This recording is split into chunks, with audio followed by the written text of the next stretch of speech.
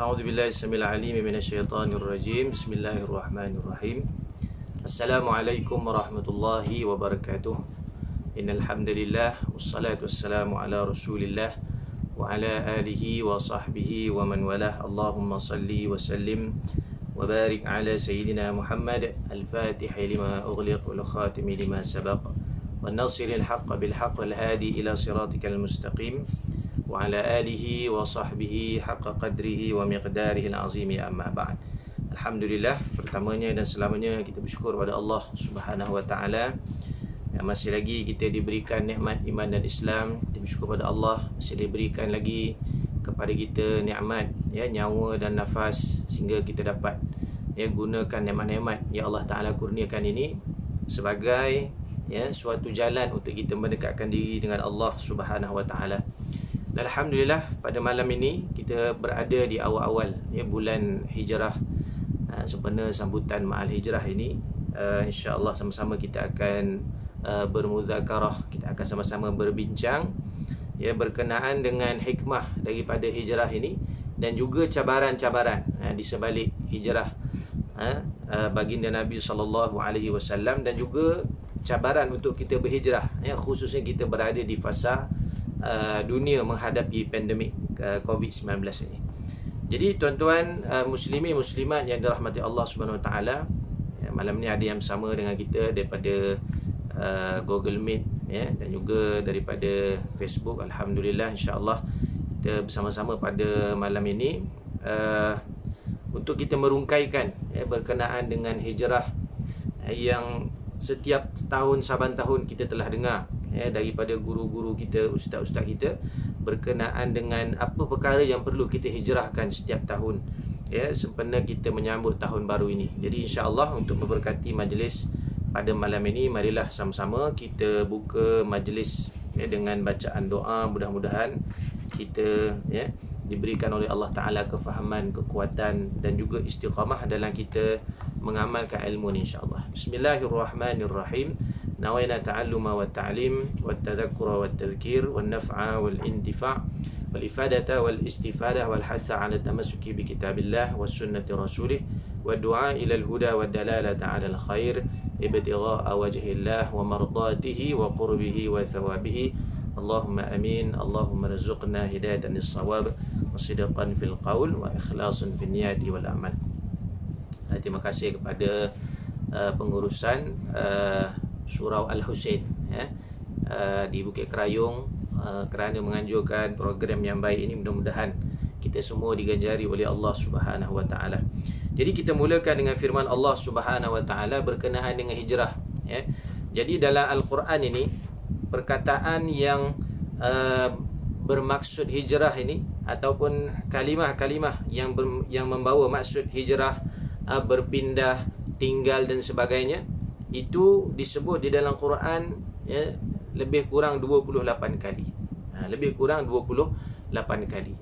Ada dalam bentuk perbuatan yang telah berlaku, maknanya fi'il madhi yang disebut dalam bentuk perintah, dalam bahasa Arab dipanggil fi'il amar.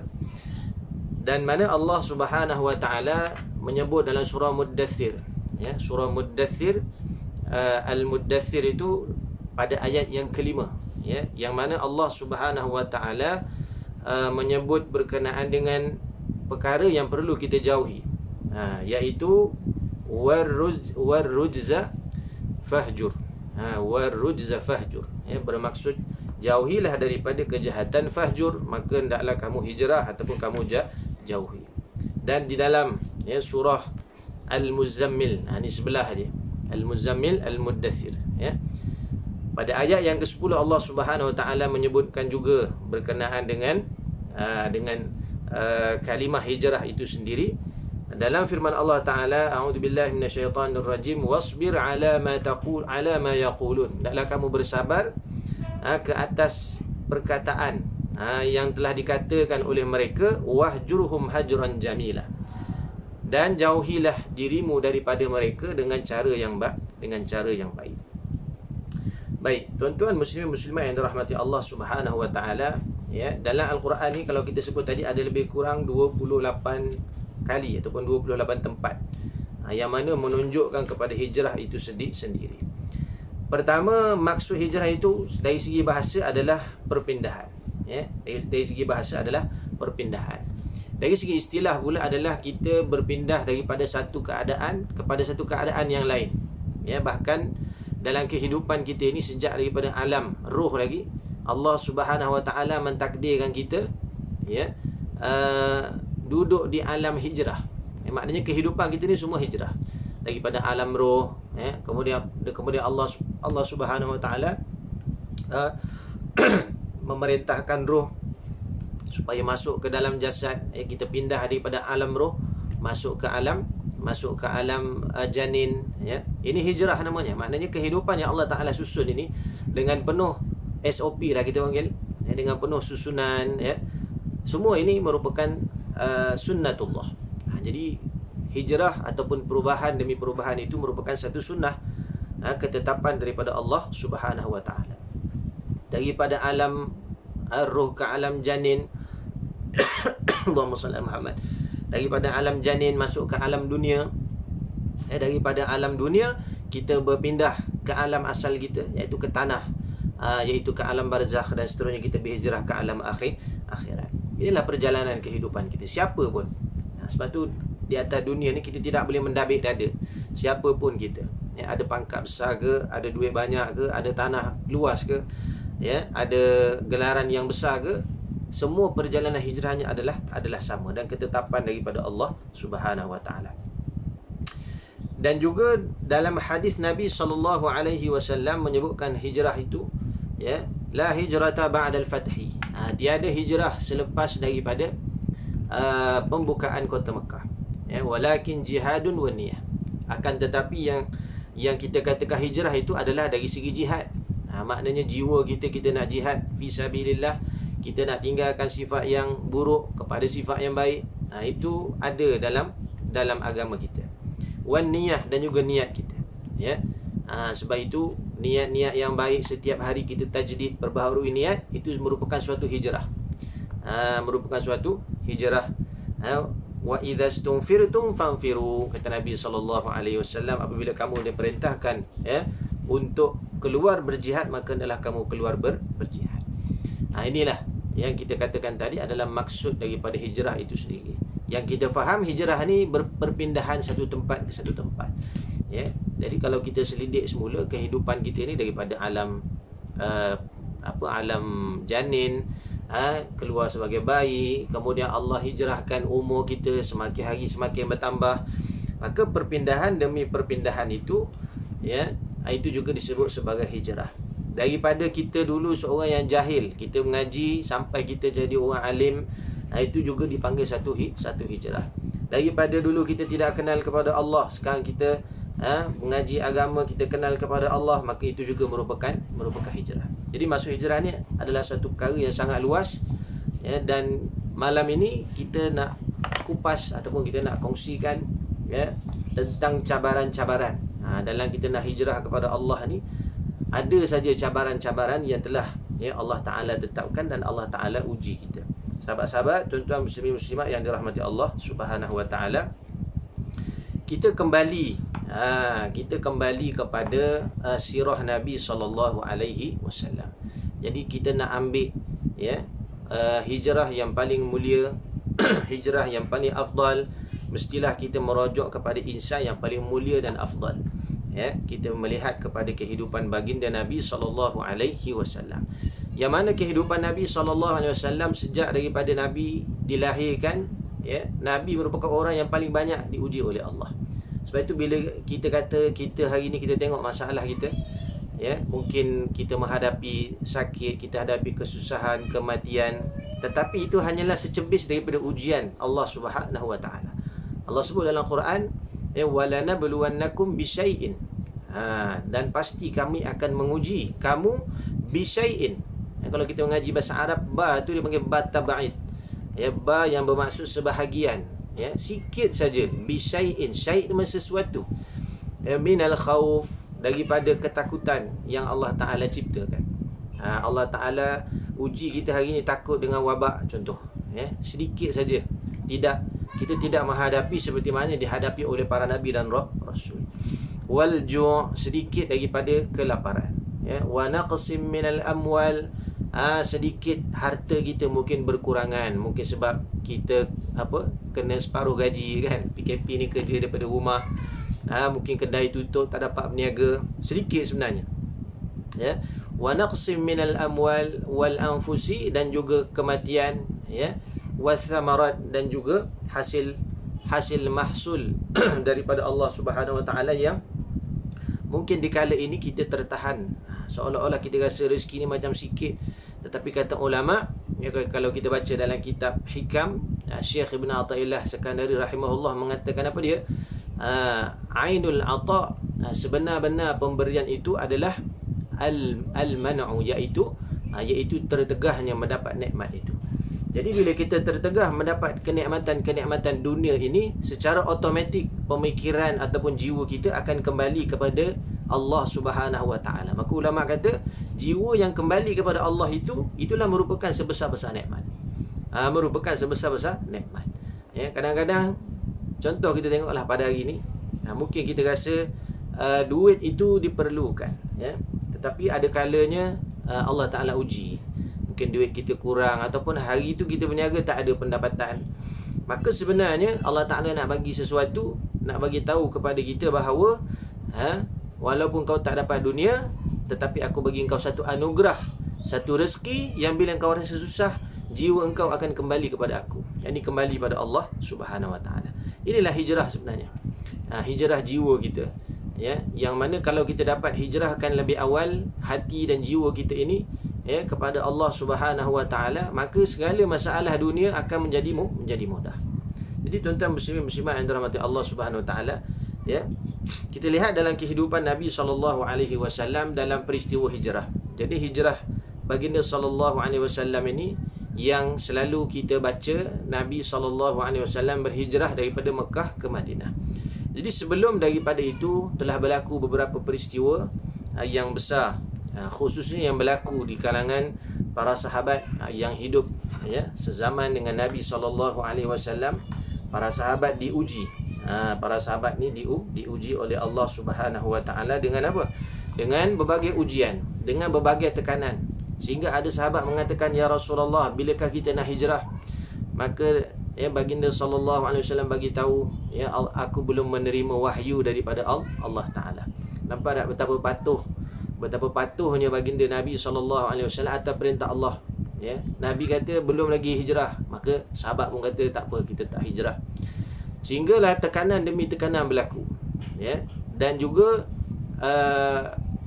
baginda SAW telah mengumpulkan beberapa orang sahabat, ya, iaitu lebih kurang dalam 12 orang kalau tak silap saya.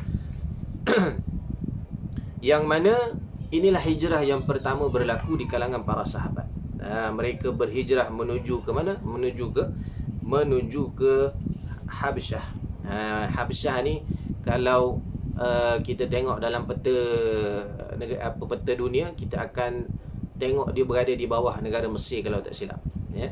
Maka Nabi SAW mengutus lebih kurang 12 orang sahabat dihijrahkan ke sana, ya, dengan beberapa faktor. Maka di kalangan para sahabat itu ada di kalangan mereka yang bangsawan, ada di kalangan mereka rakyat yang marhen, ya. Maka kelompok pertama inilah yang menerajui, maknanya hijrah awal di zaman Nabi SAW. Dan para sahabat ketika itu berada di Habsyah selama lebih kurang 3 bulan. Kenapa Nabi SAW menghantar para sahabat ketika itu, ya, ke Habsyah? Ada lebih kurang 2 faktor kata ulama, ya. Pertama, Allahumma salli ala sayyidina Muhammad, kerana di Habsyah ini orang bebas beragama. Maknanya Islam boleh mengamalkan agama dia, agama Nasrani boleh mengamalkan agama Nasrani, yang nak sembah berhala boleh sembah berhala. Itu yang pertama. Jadi Nabi SAW nak mengurangkan tekanan, maka Nabi hantar hijrah.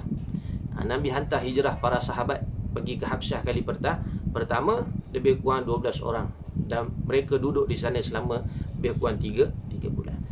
Yang kedua, Allahumma salli ala sayyidina Muhammad, ya, Yang kedua, kerana Nabi SAW mengetahui bahawa raja di Habsyah, iaitu Raja Najasyi, iaitu seorang yang adil, seorang yang adil, ya. Maka raja adil ni, kita maklumlah, pemerintah yang adil ni akan memelihara rakyat dia, termasuklah orang luar sekali, akan kita panggil mendapat keprihatinan daripada kepimpinan tersebut.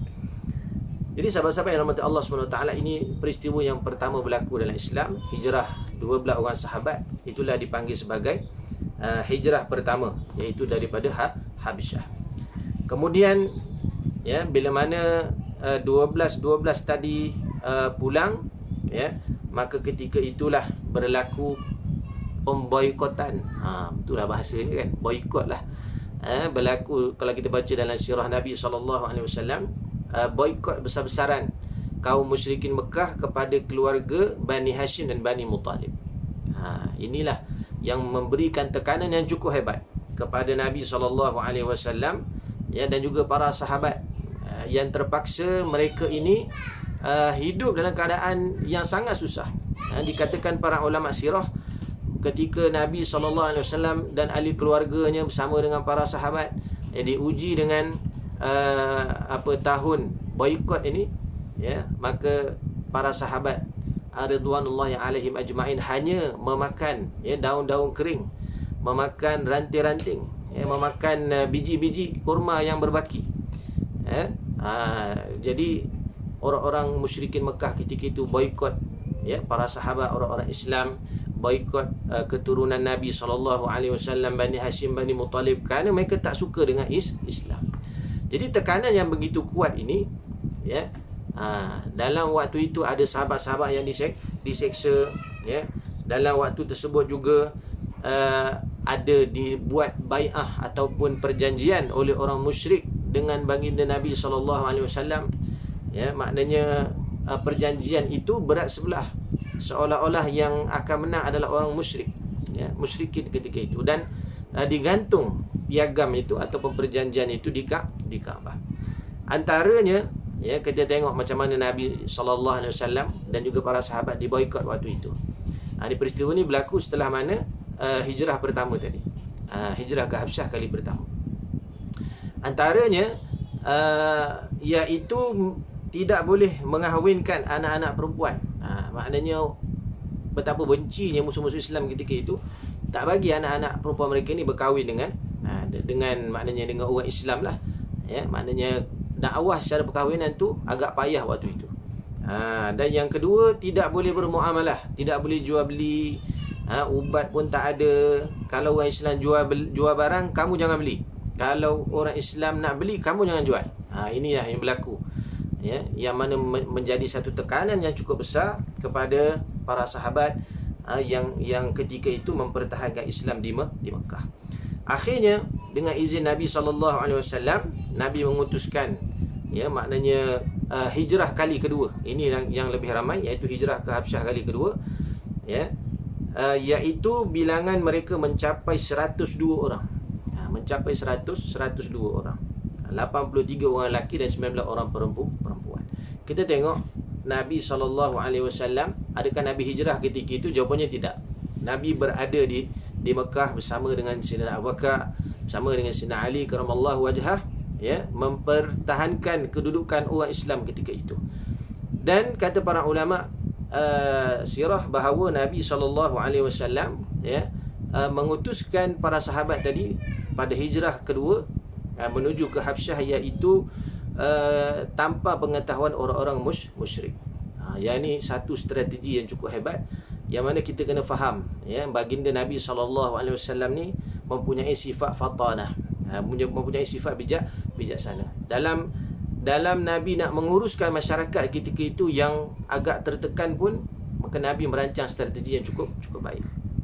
Jadi tuan-tuan muslimin muslimat yang dirahmati Allah Subhanahu wa taala, itulah antara rentetan berlaku peristiwa sebelum hijratul Rasul, hijrah yang besar, yang seperti mana kita maklum, sambutan ma'al hijrah hari ini kita sambut itu adalah pada hijrah yang ketiga baginda dan juga para sahabat. Jadi Allahumma salli ala sayyidina Muhammad. Kalau kita lihat, baginda Nabi SAW ni merancang strategi yang cukup hebat. Baik, apa yang kita nak ambil daripada peristiwa hijrah ini? Ini kita nak cerita dulu hijrah hijrah para sahabat dan juga hijrah Nabi SAW ke Habsyah. Hijrah para sahabat ke Habsyah. Yang antaranya Nabi SAW nak mengukuhkan hubungan diplomasi dengan Raja Najasyi dan juga perdagangan. Menunjukkan di sini strategi dakwah Nabi SAW tidak hanya sekadar berkata-kata, tidak sekadar menunjukkan perbuatan, bahkan Nabi menghantar para sahabat ketika itu sebagai dakwah dari sudut apa? Dari sudut ekonomi, perdagangan. Namanya nak bagi umat Islam boleh berdagang di sana, boleh berjual beli, dan akhirnya dengan ekonomi yang umat Islam ada, mengukuhkan para sahabat, mengukuhkan lagi kehidupan para sahabat. Baik. Jadi perancangan demi perancangan disusun oleh baginda SAW sehinggalah sampai kepada peristiwa Hijratul Rasul, hijrah Nabi yang besar. Yang mana kalau kita lihat, setiap daripada langkah hijrah Nabi SAW ni disusun lebih awal. Preparation, persediaan Nabi SAW nak hijrah ke Madinah itu, kalau kita tengok, memakan masa 6 bulan sebelum. Nabi SAW juga tak hijrah beramai-ramai. Nabi hijrah bersama dengan sahabat baiknya. Menunjukkan bahawa dalam kita nak berhijrah menuju pada sesuatu yang lebih baik, maka kita kena cari kawan yang baik. Kena cari kawan yang bagus. Kenapa? Kerana kawan tu yang akan bantu kita. Kita nak hijrah kepada Allah pun begitu. Maka kita kena cari sahabat yang kenal Allah. Kita kena cari sahabat yang membawa kita kepada Allah. Jadi baginda Nabi SAW, kita tengok daripada hijrah para sahabat yang pertama, hijrah para sahabat yang kedua, perancangan tu, ataupun hari ni kita panggil bahasa modennya sebagai strategi, ataupun kita panggil lagi model lah bahasa hari ni kan, bahasa klinik dia panggil bahasa SOP lah. Ikut SOP. Jadi Nabi SAW tidak hijrahkan para sahabat seluruhnya, tak ada. Tetapi ada beberapa perancangan-perancangan, supaya dengan perancangan itu menyebabkan apa? Menyebabkan Islam itu berjaya. Kita tengok pada hari ni lah, hari-hari kes, kalau kita tengok kes COVID ni, kita mahu sebut lah, hari-hari makin naik. Maknanya kerajaan bukan tak bagi SOP, bagi. Tapi kita lah, kita sendiri yang gagal nak ikut dan sebagainya, yang mungkin menjadi penyumbang kepada apa? Kepada pertambahan kes. Sebab SOP itu adalah suatu strategi, seperti mana yang dibuat oleh baginda Nabi SAW dalam hijrah. Jadi sahabat Nabi, Sayyidina Abu Bakar dah sediakan untanya, untanya yang nak kata unta yang cukup hebat lah, panggil unta Qaswa. Unta ini yang akan ditunggangi oleh Nabi SAW dalam hijrah nanti. Dan juga Allahumma salli ala Sayyidina Muhammad, Sayyidina Abu Bakar ni dah bela unta ni lebih kurang 6 bulan, bagi makan, bagi dia gemuk, bagi dia kuat. Ni perancangan.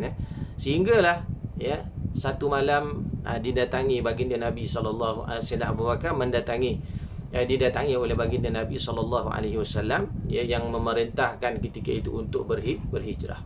Ini perkara ni sebagai suatu yang sangat besar, untuk kita lihat bahawa baginda Nabi SAW benar-benar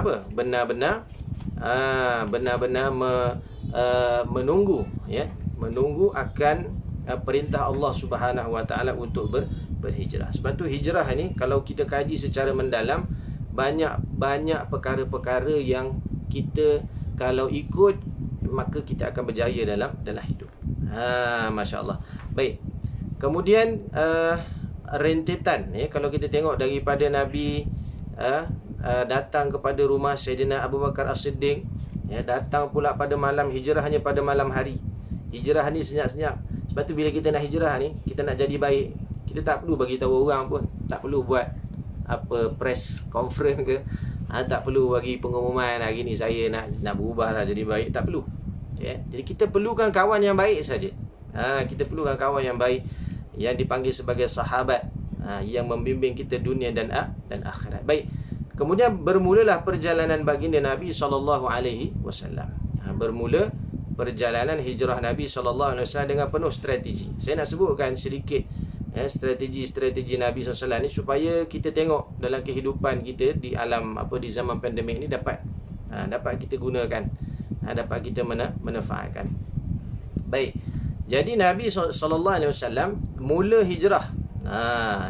Nabi SAW merancang, maksudnya susunan perjalanan Nabi itu lebih kurang 15 hari. Maknanya 2 minggu 1 hari. Nabi hijrah ni bukan masa yang singkat, lebih kurang 2 minggu sehari. Tu lamanya Nabi SAW hijrah supaya hijrah ni berjaya. Untuk Nabi sampai ke Madinah dengan jayanya. Jadi Nabi mula keluar hijrah pada hari Jumaat. Pada hari Jumaat, maknanya sebelum daripada 12 Rabiul Awal. Maknanya mula bulan Safar, Nabi mula hijrah bulan Safar, hujung bulan Safar tu Nabi keluar. Nabi keluar pada hari Jumaat. Nabi memulakan perjalanan, hari yang baik. Malam tu kemudian Nabi bersembunyi di Gua Thur. Nabi bersembunyi di Gua Thur selama 3 hari. Itulah yang kita dengar kisah bagaimana Suraqah bin Malik sebelum dia Islam, dia mengejar baginda Nabi SAW dalam keadaan Nabi tidak takut sedikit pun. Kenapa? Yang ni yang paling hebat sekali. Baginda Nabi SAW ketika hijrah dengan Sayyidina Abu Bakar, Sayyidina Abu Bakar radhiyallahu anhu mengatakan, aku melihat Nabi SAW ketika mana hijrah, Nabi mengulang-ulang Al-Quran di atas pelana unta. Hanya Nabi naik unta ni gile-gile dengan Sayyidina Abu Bakar. Agak-agak dah penat dah, tukar Sayyidina Abu Bakar. Agak-agak dah penat, tukar balik Nabi SAW. Sehingga Allahumma salli ala Sayyidina Muhammad, Nabi tidak menoleh pun ke belakang. Maknanya Nabi begitu yakin hijrah ni adalah satu hijrah yang sangat besar, dijaga oleh Allah Subhanahu Wa Taala. Yang ketika itu diketahui bahawa pemuda-pemuda Quraisy telah diupah untuk membunuh Nabi SAW. Lebih kurang 10 pemuda-pemuda Quraisy telah diupah, ditawarkan dengan ganjaran yang besar untuk mencari dan membunuh baginda Nabi SAW. Tetapi Nabi, Masya Allah, tekun. Nabi baca Quran, Nabi ulang-ulang Quran, Nabi ulang wahyu yang telah didapati oleh Nabi dapat daripada Allah Subhanahu Wa Taala, menunjukkan kita kalau nak hijrah jangan takutlah, kerana Allah Taala ada.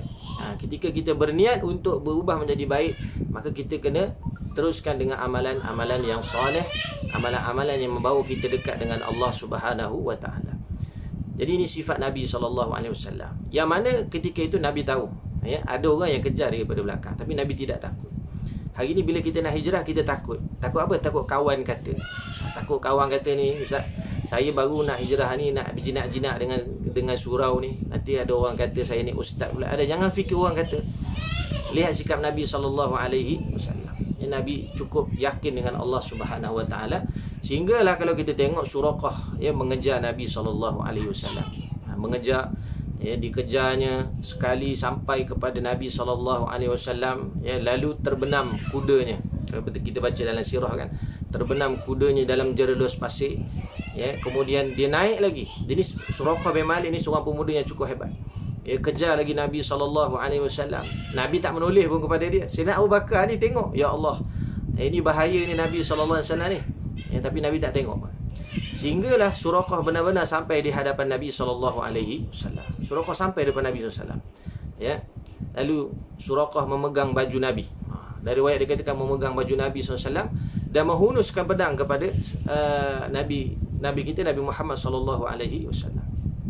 Bayangkan, tengah-tengah musafir, orang hunus pedang kat kita. Rasanya kita kalau tak lari pun habis kita kena lah. Tapi nak ceritakan macam mana Nabi SAW, dengan tenangnya, apa Nabi SAW bagi tahu kepada Suraqah, wahai Suraqah, pergi balik lah, pergi balik Mekah. Jadi Suraqah pun pelik tengok, Masya Allah, tenang Nabi SAW ni, walaupun diugut dengan pedang, ketika itu Nabi tenang. Sehingga dalam riwayat, Suraqah mengatakan, sekarang ini hanya aku dengan engkau. Maknanya siapa yang berani, siapa yang berani menentang, maknanya siapa yang berani membatalkan rancangan ini, kan? Siapa yang berani ketika ini untuk berhadapan dengan aku. Ketika itu Suraqah memang dikenali sebagai pahlawan ataupun pemuda Quraisy yang cukup gagah. Ya, sekali dia bentak Nabi SAW, Nabi mengatakan Allah. Ya, Nabi tak cakap banyak, Nabi kata Allah. Allah lah, Allah yang akan menegah kamu. Ya, may yamna'uka minni. Itu yang ditanya oleh Suraqah bin Malik. Siapa yang akan menegah engkau daripada aku? Ya, maka dengan tenang Nabi SAW mengatakan Allah. Bila Nabi SAW mengatakan Allah, pedang Suraqah ni jatuh terus. Jatuh.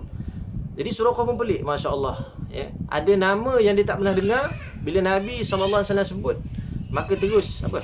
Maka terus jatuh pedang Suraqah. Dia ambil lagi pedang tadi. May yamna'uka minni, siapa yang menghalang kau daripada aku? Maka Nabi SAW mengatakan Allah, maka jatuh lagi sekali pedang itu. Ya, sehingga Nabi SAW beritahu, wahai Suraqah, maukah aku janjikan kepada engkau, nanti engkau akan mendapat apa? Mahkota dan juga pakaian persalinan Raja Kisra ataupun Raja Parsi. Maka bingung Suraqah bin Malik. Ya, apalah yang Nabi SAW cakap ni, sedangkan waktu tu dia belum Islam lagi. Dan berlaku kemenangan Islam ketika itu di zaman Sayyidina Umar radhiyallahu an yang mengalahkan Parsi. Baru ketika itu Suraqah sedar, maknanya baru ketika itu Suraqah mendapat habuan ataupun janji yang telah dijanjikan oleh Nabi SAW. Jadi Allahumma salli ala Sayyidina Muhammad. Para sahabat, ya, tuan-tuan muslimin-muslimat rahmati Allah, ini kegigihan Nabi SAW dalam hijrah. Ya, antara lain kalau kita tengok ketika Nabi memulakan perjalanan, ya, Sayyidina Abu Bakar memerintahkan anaknya, kalau tak silap namanya Sayyidina Abdurrahman bin Abu Bakar, untuk membawa gerombolan kambing, yang mana mengikuti Nabi SAW. Bila Nabi SAW lalu untanya, maka kambing-kambing tadi akan lalu di belakang, untuk menghapuskan jejak-jejak perjalanan Nabi SAW. Kemudian setelah Nabi sampai di Gua Thur, di arah Sayyidina Abu Bakar telah memerintahkan anaknya Sayyidatina Asma yang ketika itu mengandung dekat 7 ke 9 bulan, untuk setiap hari dalam 3 hari itu mengantar susu sebagai makan. Inilah peristiwa yang selalu kita dengar daripada kecil. Ya, Nabi masuk ke dalam lubang gua, kemudian ada kala yang menyengat ataupun ada ular yang menyengat Sayyidina Abu Bakar As-Siddiq. Lalu Allahumma salli ala Sayyidina Muhammad. Di situlah peristiwa kasih sayangnya Nabi SAW kepada Sayyidina Abu Bakar. Ya, pernah Nabi masuk dalam gua, Nabi pun tertidur Nabi, dan keadaan Sayyidina Abu Bakar berjaga-jaga, tak boleh tidur ni. Tangan dia pula letak dekat lubang-lubang yang ada dalam gua yang sempit itu, semata-mata untuk melindungi Nabi SAW. Ya, tidak semena-mena mengalir air mata Sayyidina Abu Bakar As-Siddiq ke pipi Nabi SAW. Ya, lalu Rasulullah pun bangun bertanya, kenapa wahai Abu Bakar, kenapa engkau menangis? Rupanya Sayyidina Abu Bakar telah digigit oleh kala. Kita tak tercapailah ujian sehebat itu yang berlaku kepada Nabi SAW. Baik, pendekkan cerita, ya, perjalanan akhirnya Nabi SAW sampailah ke sempadan Madinah. Maka Nabi pun duduk di rumah Bani Amru bin Auf. Bani Amru bin Auf duduk sehari. Kemudian Nabi sampai di Quba. Di sinilah Nabi mendirikan Masjid Quba, masjid yang pertama dalam Islam. Nabi duduk di rumah Kulthum bin Hadam, seorang sahabat Nabi SAW, dan rumahnya masih ada hari ini kalau kita pergi Madinah. Tak ada telaga ataupun tempat Nabi berwuduk di situ. Dan yang akhir Nabi sampai pada hari ke-15, iaitu pada hari Jumaat. Maka Nabi SAW pun sampailah di Madinah Al-Munawwarah, maknanya yang betul-betul tempat yang Nabi tuju. Baik, tuan-tuan muslimin muslimat rahmat Allah, itu kita sebut tadilah perjalanan Nabi SAW secara ringkas. Apa yang kita nak hijrahkan? Ya, strategi Nabi yang begitu teliti, ya, satu persatu Nabi dah susun. Ya, Nabi boleh je sekali hijrah 2-3 hari sampai Madinah, tapi Nabi lalu jalan lain. Menunjukkan dalam kehidupan kita ni, ya, bila kita nak hijrah, kita kena ada SOP ataupun kita kena ada strategi. Dalam nak ibadah, kita kena ada strategi. Ya, sebagai contohlah ni awal tahun baru, apa azam kita? Saya azam insya-Allah setiap hari saya nak baca 2 helai Al-Quran. Saya nak selawat sehari 100 kali. Kena tulis perancangan ni. Ya, bukan kata Nabi tulis zaman dulu. Wallahu alam lah. Cuma kita nak bagi tahu Nabi ada perancangan. Ya, bila benda dunia kita boleh rancang dengan baik, kenapa perkara akhirat kita tidak boleh rancang dengan baik? Inilah kelemahan kita pada hari ini. Bila kita nak jadi orang baik, kita tidak rancang. Yang kedua, cari kawan yang baik. Ya, jadi cabaran akan terus datang. Cabaran seperti nafsu, ya, dunia. Ya, kalau kita baca dalam kitab Minhajul Abidin, apa yang diberitahu oleh Al-Imam Ghazali rahimahullah, ada 4 uqubah, ada 4 cabaran, 4 halangan. Yang pertama adalah nafsu kita. Ketika kita nak berubah ni, nafsu kita jadi ujian. Ya, nafsu kita rasa tak payahlah mengaji, malas. Ilmu ni kita kena utamakan. Sebab tidak ada jalan lain untuk kita jadi lebih baik melainkan dengan kita belajar dan kita mengamalkan apa yang kita belajar. Ramai orang nak jadi baik tapi tak nak belajar. Ni payah, ya. Jadi yang paling utama pada waktu ini adalah dengan kita mendalami fardu ain sekurang-kurangnya, untuk kita lepaskan diri kita dalam beribadah pada Allah Subhanahu Wa Taala. Cari kawan yang baik, cari kawan yang baik. Zaman-zaman fitnah ni, maka sahabat yang baik itu sahabat yang selalu mengingatkan kita kepada Allah Subhanahu Wa Taala. Kemudian Allahumma salli ala Muhammad, ya, apa yang kita lihat dalam kitab Minhajul Abidin juga, ya, selain daripada nafsu kita, ilmu, yang kedua adalah cabaran makhluk. Maknanya kawan-kawan sekeliling kita, keluarga kita yang kadang-kadang kita nak hijrah jadi lebih baik ni, jadi satu cabaran juga. Ya, baru kita nak berubah sikit dah kena perli pula dah, contoh. Dah kena kata, ya. Jadi hijrah jangan kita dengar cakap orang. Kita nak berubah jadi baik ni, kita nak berubah, jiwa kita menjadi jiwa yang soleh ini, maka tak perlu kepada kata-kata orang. Kita berusaha, kita sungguh-sungguh mendekatkan diri pada Allah, maka insya-Allah. Sebagai ulama mengatakan, sekiranya kita jujur pada diri kita, maka Allah akan hantar orang yang jujur pada kita. Ya, Allah hantar orang yang jujur, orang yang membimbing kita dan sebagainya.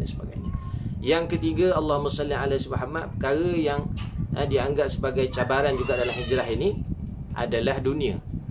Pertama tadi nafsu kita, yang kedua makhluk, orang sekitar kita, ya. Kemudian dunia kita, termasuk mihnah, pekerjaan kita, itu terkadang menjadi ujian, ya. Jadi bukan suruh kita tinggalkan kerja, kita ibadah saja, tidak. Seimbangkan antara dunia dan akhirat. Dan orang yang berjaya dalam hijrah dia adalah orang yang menyeimbangkan dunia dan akhirat.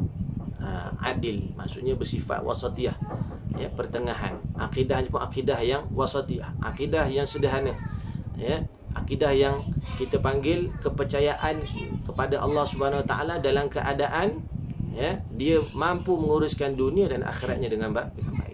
Dan yang ketiga dan yang keempat, uqubah ataupun cabaran, ya, bagi orang yang nak hijrah ni adalah syaitan, hasutan syaitan.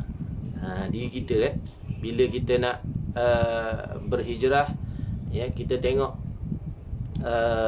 bagaimana Nabi SAW, kita tengok bila Nabi sampai Madinah, Nabi bina masjid. Kenapa Nabi tak bina benda-benda lain? Nak mengatakan bahawa rumah Allah itu adalah satu tempat hijrah.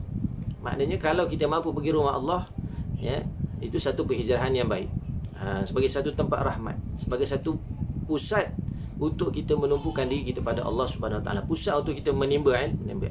Hari ni tak lagi masjid, insya-Allah, tak lama lagi masjid akan buka. Pergilah tuan-tuan, kita ambil ilmu daripada tempat yang berkat. Kemudian Nabi SAW datang Madinah, apa Nabi buat? Nabi takhirkan, Nabi persaudarakan antara Muhajirin dan Ansar. Jadi begitu juga ketika mana kita nak menjadi lebih baik, kita kena gabung, kita kena bergaul dengan orang-orang yang soleh, orang yang baik. Kita bergaul dengan orang-orang yang baik. Dan juga Nabi SAW di Madinah, Nabi tidak hidup dengan orang Islam sahaja, tapi Nabi hidup bersama orang Yahudi, ada orang Nasrani di Madinah ketika itu. Dan Nabi membuat piagam, piagam perjanjian. Jadi begitu juga kita bila nak hijrah, nak jadi lebih baik, kita kena ada janji dengan diri kita lah. Kalau ikut dalam ilmu tasawuf, ya, kita nak jadi lebih baik ni, kita kena ada satu sifat muaqabah. Maknanya kita beri iqab ataupun balasan pada diri kita bila mana kita tak mampu melakukan satu-satu amal soleh itu. Seperti contoh, hari ni saya tak mampu baca selai Quran, Ustaz. Saya mampu baca satu ayat saja. Jadi saya denda diri saya ni, saya kena infak RM10 sebagai contoh. Jadi perkara-perkara ni dipanggil sebagai takdib, sebagai tadrib, sebagai satu latihan, sebagai satu tarbiyah pada diri kita. Adanya muaqabah, adanya sifat saling nak kita dengan nafsu kita sendiri, supaya kita tekan nafsu kita ini menjadi lebih baik. Sebab paling kurang kita dapat didik jadi nafsu yang mutmainnah, okeylah sangat. Itu belum cerita lagi apa peringkat dan tingkatan nafsu, sehingga menjadi nafsu yang kamilah, yang sempurna. Mutmainnah pun cukuplah, masya-Allah, Kan Allah Taala sebut, ya ayyatuhan nafsul mutmainnah, wahai nafsu yang tenang, irji'i ila rabbiki radiyatan mardiyah. Pulanglah kepada Allah dengan penuh keredaan. Dan kita bila dah hijrah, insya-Allah kita masuk di kalangan mardiyah, golongan-golongan mereka yang diredai oleh Allah Subhanahu Wa Taala. Jadi kadang orang tanya, ustaz, apa tanda-tanda Allah redha kepada kita? Bila kita hijrah ni, jiwa kita ni banyak apa? Akan banyak mengadu kesalahan kita pada Allah. Jiwa kita akan banyak apa? Akan banyak mengingat kesalahan. Kita tak akan pandanglah kesalahan orang lain. Kita akan lihat diri kita sendiri. Bahkan kita merasakan hari ni apa yang berlaku di atas dunia ni oleh kerana apa? Oleh kerana kesalahan-kesalahan kita, dosa-dosa kita pada Allah Subhanahu Wa Taala. Jadi apakah tanda Allah Ta'ala rida kepada kita? Kata para ulama, para salafus salih, tanda Allah rida kepada kita adalah dengan kita rida dengan apa yang telah ditakdirkan oleh Allah Subhanahu Wa Ta'ala. Kita rida dengan Allah, kita rida Allah bagi kita kehidupan begini, kita rida Allah bagi kita kesusahan begini, kita rida dengan nikmat yang Allah Ta'ala bagi sekarang ni, maka Allahumma salli ala Muhammad, sebenarnya Allah rida kepada kita. Dan antara amalan untuk kita mendapat redha Allah Subhanahu Wa Taala, antaranya dengan kita membaca setiap pagi dan petang, raditu billahi rabba, ya Allah, aku redha Engkau sebagai Tuhanku, wa bil islami dina, dan Islam sebagai agamaku, wa bi Muhammadin nabiyya, dan Nabi sallallahu alaihi wasallam sebagai nabi.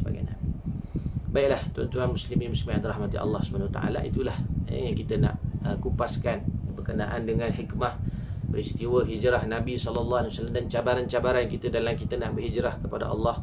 Kita nak hijrah jadikan diri kita lebih baik, maka kita belajarlah insya-Allah, dengan kita buat SOP sendiri, kita buat perancangan, dengan perancangan-perancangan itu mudah-mudahan Allah Ta'ala mempermudahkan kita menjadi insan, menjadi hamba yang soleh, yang bertakwa, seterusnya menjadikan kehidupan yang Allah Ta'ala beri ini kita rida dengan Allah Subhanahu Wa Taala, maka mudah-mudahan Allah rida kehidupan kita di dunia dan di akhirat, dan mempermudahkan kita masuk ke syurga Allah Subhanahu Wa Taala. Jadi sekadar itu untuk malam ini insya-Allah, terima kasih kepada Surau Al-Husain menganjurkan program sepenuh Ma'al Hijrah ini. Mudah-mudahan barakallahu fikum, mudah-mudahan Allah Ta'ala merahmati tuan-tuan semua, yang mudah-mudahan Allah Ta'ala pelihara kita daripada wabak, pelihara kita daripada segala bala bencana. Dan sama-sama kita tutup dengan bacaan doa. Bismillahirrahmanirrahim. Alhamdulillah rabbil alamin, wassalatu wassalamu ala asyrafil anbiya'i wal mursalin wa ala alihi wa sahbihi ajma'in. Allahumma faqihna fid din wa 'allimna ta'wil wahdina ila siratikal mustaqim. Allahumma arinal haqqal haqqa warzuqna ittiba'ah, wa arinal batilan batila warzuqna ijtinabah. Allahumma ya ghani ya hamid ya mubdi ya mu'id ya rahim ya wadud, aghnina bihalalika an haramik, wa bi ta'atika an ma'siyatik, wa bi fadlika amman siwak. Allahumma inna na'udzubika minal barasi wal junun wal judham min sa'il asqam. Rabbana atina fid dunya hasanah wa fil akhirati hasanah wa qina adzaban nar. Wa sallallahu ala sayyidina Muhammad wa ala alihi wa sahbihi wasallam. Alhamdulillahirabbil alamin. Yang baik datang daripada Allah, kurang lemah hina kekurangan diri saya sendiri. Wa'afu minkum. Assalamualaikum warahmatullahi wabarakatuh. Assalamualaikum warahmatullahi wabarakatuh. Sama insya-Allah.